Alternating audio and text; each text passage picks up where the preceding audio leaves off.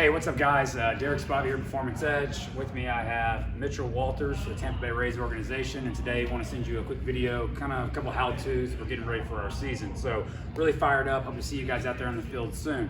Today we're going to start with basics. We want to talk about pitching out of the stretch. And a lot of times with youth players and even high school players, it seems like they're more comfortable out of the windup than what they are the stretch. Don't really always know the reason of this. I think it's a little placebo at times, but however, we like our athletes to be very comfortable with the stretch, and we want them to throw out of it more. And typically with youth, as you guys know, walks, errors are all part of the game. So it seems like we're going to be out of the stretch 65 to 70% of the time anyways. So it's probably a good opportunity to feel comfortable with this, right? So first we're going to talk about the setup within a couple of things you can notice early on in the year. A lot of the things that we see common mistakes with our athletes is when they come set, they want to get really wide base. Right? The problem that happens with this is when they make their initial move in a leg lift here, the first thing they're going to do is they're going to transfer their weight back. So now we have energy going back and we have to translate it forward, right? The second thing that can happen in a wide base is if they don't get back, when they pick up the front foot as a slide step, everything's going to go forward and be on the front side right there, right? Another common mistake is we see them come set really close, right? Too close together here. So as they lift their leg, they really never get to a stable position on the back side, right? They either they really stay to the top, right, and then have to transition down the mound, or as Mitchell just showed, kind of tall and fall. Showing that again, Mitchell up, and then the front weight lands here.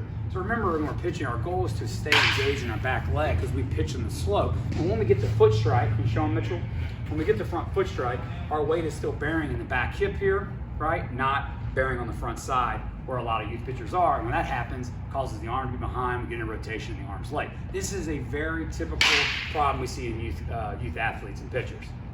All right, so take another angle here, another look. Another common problem is just how we set up here, right? So when we come set, now I can't tell you if we want to come set closed off. Show them closed off, Mitchell. You got guys who come closed off, more neutral, right? Or even an open setting, right?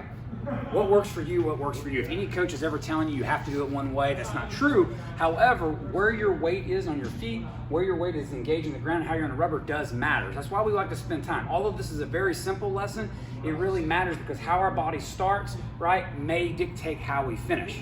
So we want to make sure we have a good foundation in our delivery from the beginning to the end. So right now what we see with a lot of young athletes is when they come set, especially in that closed off position, right? They want to tip their weight forward right here, so when they lift their leg, everything starts out on their back toe, and that's what typically can tend guys to throw across their body. And at a young age, if you watch guys who are really striding across their body and getting the release, can you show them that, Mitchell? Trying to get the release across. Right here, they start rotating back. Obviously, the shoulder's gonna have a hard time getting around, arm's gonna be late, but if you're seeing your athlete with this problem, look at his initial move. Watch his back leg. Is it directing this way? Typically, a lot of times, that starts with a setup. So if the weight starts that way, it's there. Mitchell, kind of something similar. Even as a pro athlete, he was having some issues getting there. So how he fixed it, instead of being set up closed, he started working a little bit more open, and then now he's back to neutral so he can feel his body working down the mat, right? So that's a quick tip for us there today. If you have any questions, feel free to reach out to us and write us.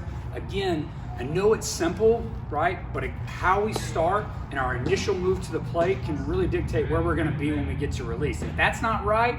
If the beginning's not right, typically everything after follows is gonna be a struggle. Thank you guys.